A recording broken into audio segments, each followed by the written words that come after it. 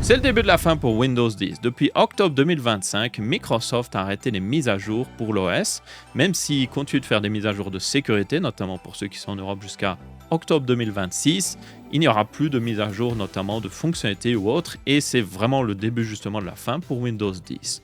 Le problème, c'est que Windows 11, l'OS qui est censé remplacer Windows 10, n'est pas compatible avec tous les PC sur lesquels tourne Windows 10. Et c'est dû à une fameuse puce qui est la puce TPM 2.0, qui est une puce de sécurité que Microsoft assure est nécessaire pour le bon fonctionnement de Windows 11. Sauf qu'en réalité, c'est tout à fait possible d'installer Windows 11 sur un PC qui n'a pas justement cette puce. Et c'est ce qu'on va regarder dans cette vidéo. Je vais vous montrer comment faire. Je vais regarder aussi ce que ça donne au niveau performance. Est-ce que installer sur un PC non compatible pose des problèmes? Et puis je vous donnerai des conseils. D'ailleurs, le premier conseil que je vous donne, c'est, vu qu'il y a encore des mises à jour de sécurité pour Windows 10, restez dessus, ça sert à rien de changer maintenant tout de suite. Mais si vous voulez profiter des dernières fonctionnalités ou voir ce que ça donne, je vais vous montrer comment l'installer sur votre PC qui n'est pas compatible. Alors de quoi vous allez avoir besoin? Vous aurez besoin d'une clé USB de 16 Go minimum pour faire le support d'installation justement de Windows 11. Vous aurez besoin d'un PC connecté à Internet. C'est pas forcément obligatoire d'avoir un PC sur Windows d'ailleurs, même si ça marchera mieux et je vais vous montrer justement sur un PC Windows ici. Donc idéalement ce serait le PC que vous allez utiliser pour justement installer Windows 11. Et puis c'est à peu près tout, vous n'avez pas besoin de plus d'outils. Ensuite, on va aller sur le site officiel de Microsoft et notamment sur la page de téléchargement de Windows 11. Vous aurez dans la description. Je mettrai aussi un lien vers une clé USB sur Amazon dans la description pour ceux qui voudraient soutenir la chaîne et qui n'ont pas justement de clé USB de 16 Go. Et on a normalement l'outil qui permet de créer un support d'installation pour Windows 11. Donc c'est ce que j'utiliserai en temps normal. Mais là, nous, ce qu'on va faire, c'est télécharger directement l'ISO officiel de Microsoft pour Windows 11 depuis leur site web. Donc on peut choisir ici Windows 11, on doit choisir ensuite la langue, donc c'est très important de choisir votre langue maintenant, parce que c'est un peu embêtant de changer après. Vous faites confirmer, et normalement, voilà, vous avez un lien de téléchargement qui apparaît tout en bas de la page, on clique dessus, et ça a commencé à télécharger. Ça va prendre un petit peu de temps parce que l'ISO fait 7 Go, donc selon votre connexion, ça pourrait prendre un petit peu de temps comme j'ai dit. Donc moi je vais juste annuler le téléchargement parce que je l'ai déjà téléchargé forcément. Ensuite, on va aller télécharger l'outil qui nous permet de créer notre clé USB bootable, qui nous permettra de faire justement le support d'installation. Et là, on va utiliser Rufus, qui est un logiciel open source, qui permet de justement faire ce genre de choses. Vous pouvez l'utiliser pour installer n'importe quoi, Ubuntu, je sais pas moi, Linux Mint et tout ça. C'est vraiment très pratique. Et notamment aussi, justement, Windows 11. Et un point assez important, c'est que Rufus va nous permettre de outrepasser justement les limitations de Microsoft qui ont été imposées. Et ces limitations qui ont même été renforcés avec Windows 25 H2, qui est la dernière mise à jour majeure de Windows 11, et bien même si Microsoft a renforcé les mesures, ça marche toujours. Donc ça, c'est plutôt cool. Merci d'ailleurs aux personnes qui l'ont mis dans les commentaires de la vidéo que j'ai fait sur RTBF-XP. C'est grâce à eux que j'ai pu voir que, oui, ça fonctionne toujours. Donc big up à vous. Donc vous aurez un lien dans la description, vous pouvez aller vers le bas et comme vous pouvez voir, nous avons une version standard et on a même une version portable, donc vous n'êtes même pas obligé de l'installer. Donc utilisez la version que vous voulez, donc c'est évidemment pour Windows. Donc une fois l'outil installé, vous pouvez faire suivant, il n'y a rien à vraiment régler ici. Il ressemble à ça une fois que vous le lancez. Comme vous pouvez voir, on peut sélectionner un périphérique. Je n'ai pas encore branché ma clé USB, donc on va le faire. Donc voilà, ma clé est visible ici, donc sélectionnez votre clé dès qu'elle est branchée. Faites attention de ne pas, par exemple, mettre un disque dur externe ou autre chose parce que tout ce qu'il y a sur le périphérique que vous avez sélectionné ici va être supprimé, donc c'est très important d'utiliser la bonne clé USB. Et ensuite, vous avez juste à sélectionner l'ISO de Windows, donc ça va ouvrir votre dossier téléchargement. Moi, je l'ai mis à un autre endroit, je l'ai mis juste ici, Windows 11, voilà. Donc, vous pouvez voir que c'est bien la dernière version, 25 H2. On fait ouvrir et automatiquement, il se règle correctement pour Windows, donc il n'y a rien à régler ici. Vous pouvez juste choisir le nom du volume par contre, parce que là, c'est un drôle de nom, donc moi, je vais juste l'appeler Windows 11. Voilà, c'est tout. Vous pouvez l'appeler comme vous voulez, ça n'a pas beaucoup d'importance. Et du coup, encore une fois, on ne change aucun paramètre, on fait juste démarrer. Encore une fois, faites très attention, tout ce qu'il y a sur votre clé USB va être supprimé, donc faites un backup de vos données. Et quand vous allez cliquer sur démarrer, c'est là qu'on a le plus intéressant parce que l'outil Rufus va nous demander « Hey, est-ce que tu veux tout simplement supprimer la nécessité d'avoir 4 Go de RAM et surtout le Secure Boot et TPM 2.0 et forcément, on veut ça. Vous devez absolument cocher ça parce que ça permettra de outrepasser justement cette limite de Windows 11. Et puis après, il y a d'autres options pratiques, comme par exemple supprimer la nécessité d'utiliser un compte utilisateur Microsoft en ligne. Donc vous n'êtes pas obligé comme ça de vous connecter à un compte Microsoft. Donc on va cocher ça. Vous pouvez même créer automatiquement un compte local avec le nom que vous voulez. Vous mettez juste ce que vous voulez ici. Donc moi je vais faire Aurélien justement. Vous n'êtes pas obligé d'utiliser ça toutefois. Ensuite, vous pouvez définir les mêmes paramètres d'utilisation que le Windows que vous utilisez à l'heure actuelle. C'est pas nécessaire, donc je vais le décocher. Désactiver la collecte de données. Donc oui, vous pouvez désactiver ça, c'est plutôt cool, on va le faire. Désactiver le cryptage automatique BitLocker, je le recommande. Et puis après, le dernier truc, vous pouvez le laisser décocher, c'est pas hyper important. Vous faites OK. Et là, normalement, automatiquement, l'outil va commencer à créer votre clé USB. Donc là, il vous prévient encore une fois, faites attention, toutes les données vont être supprimées. Êtes-vous sûr? Vous dites OK. Et là, ça a vraiment commencé. Il suffit d'attendre.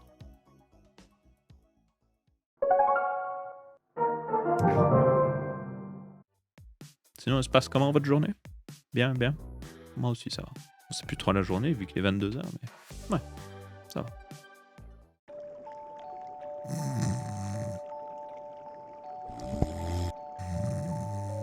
Un fromage. Allez. On parlera après. Entre les culottes et les pantoufles. Ah ben voilà, prêt. Dès que vous voyez que c'est écrit prêt ici, ça veut dire que votre disque est prêt. Tenez compte que pour justement enlever ce prérequis du TPM 2.0 sur Windows 11, Rufus va aller modifier le fichier ISO de Windows pour permettre de justement outrepasser ce prérequis.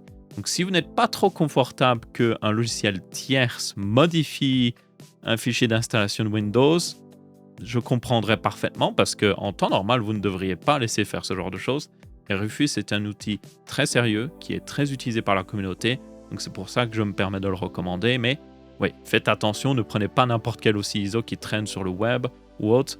C'est réellement un problème de sécurité. Donc là, on est bon. On peut juste faire fermer. Et puis après, vous pouvez juste récupérer votre clé USB. Voilà. Et maintenant, on va aller justement installer Windows 11. Donc pour cela, je vais aller brancher cette clé USB sur un PC qui n'est normalement pas compatible Windows 11. C'est mon ancien PC de stream d'ailleurs qui utilise un Threadripper de première génération qui est pas du tout compatible. C'est un Ryzen 1920X pour ceux qui se demandent. Et du coup, la procédure d'installation ici est plutôt simple. Une fois que vous avez branché, alors tenez compte encore une fois, toutes les données que vous avez sur votre disque vont être supprimées pour installer Windows 11. Donc c'est le moment de faire le backup de vos données. Si vous avez plusieurs disques physiques, peut-être un SSD NVMe puis un SSD SATA à côté ou même un disque dur, ce que vous pouvez faire, c'est mettre toutes vos données sur l'autre disque secondaire. Et ce que je conseillerais, ce serait aussi de débrancher ce disque secondaire pour être sûr que Windows soit vraiment installé seulement sur le disque principal. Et puis après, vous pourrez rebrancher l'autre disque après, une fois que vous avez fini d'installer.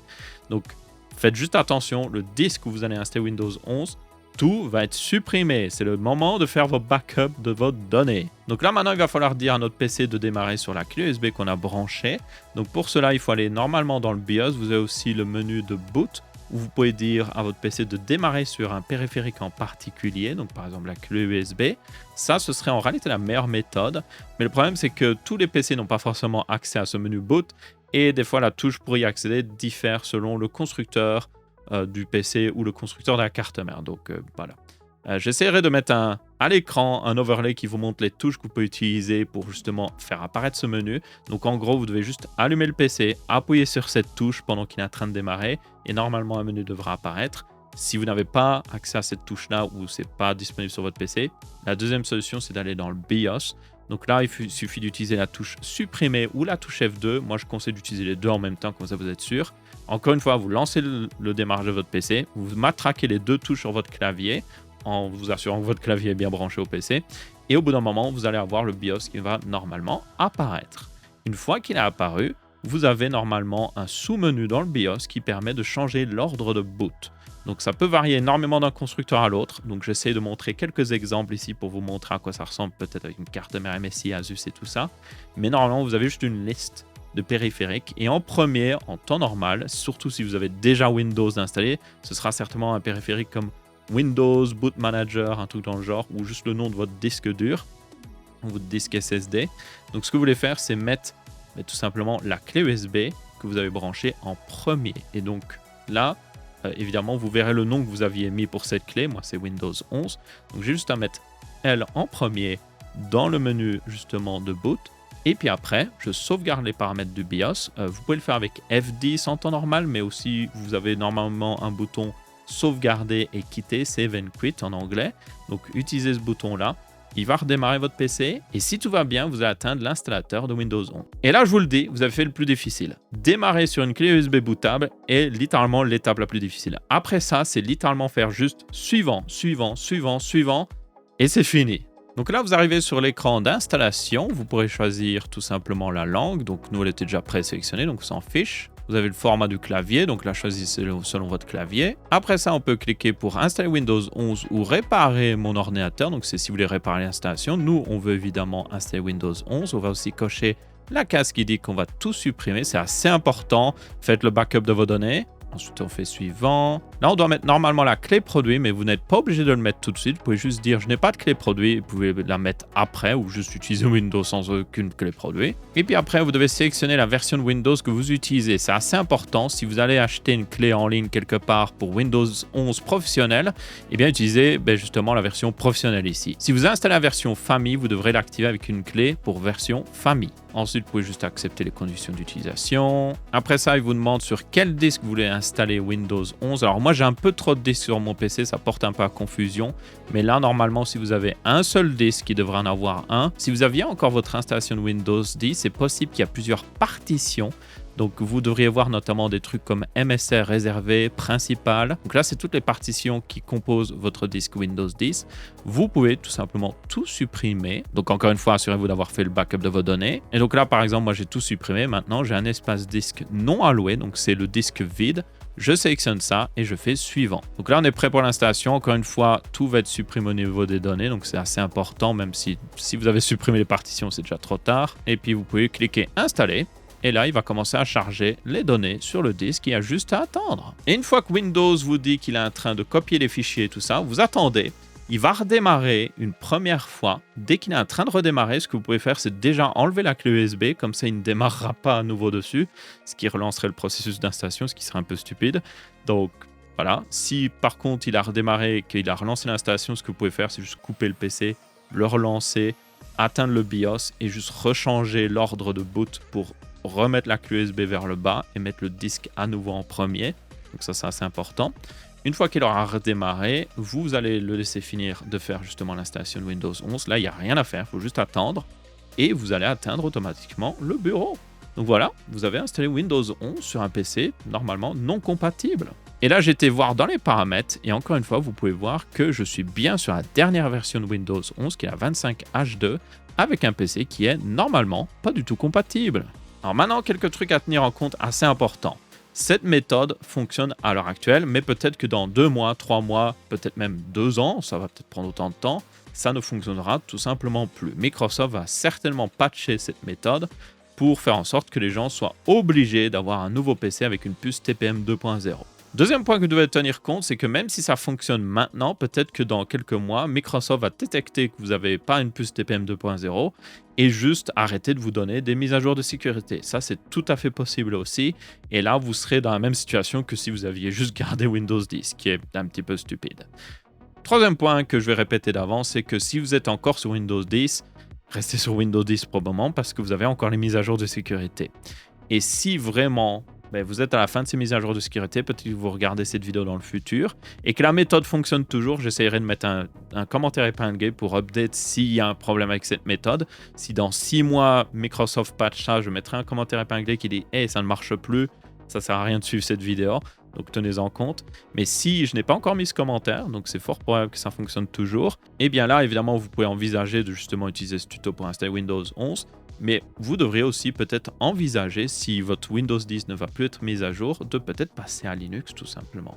Parce que Linux, au moins derrière, c'est que vous avez la garantie que vous allez avoir toujours des mises à jour. Vous n'avez pas un OS qui espionne tout ce que vous faites.